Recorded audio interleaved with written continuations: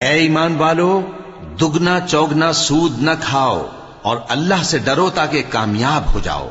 और दोजख की आग से बचो जो काफिरों के लिए तैयार की गई है, और अल्लाह और उसके रसूल की इताअत करो ताकि तुम पर रहमत की जाए। और अपने परवरदिगार की बख्शिश और उस बहिश्त की तरफ लपको जिसका अर्ज आसमान और जमीन के बराबर है, और जो परहेजगारों के लिए तैयार की गई है, जो आसूदगी और तंगी में अपना माल अल्लाह की राह में खर्च करते हैं और गुस्से को रोकते और लोगों के कसूर मुआफ करते हैं, और अल्लाह नेकूकारों को दोस्त रखता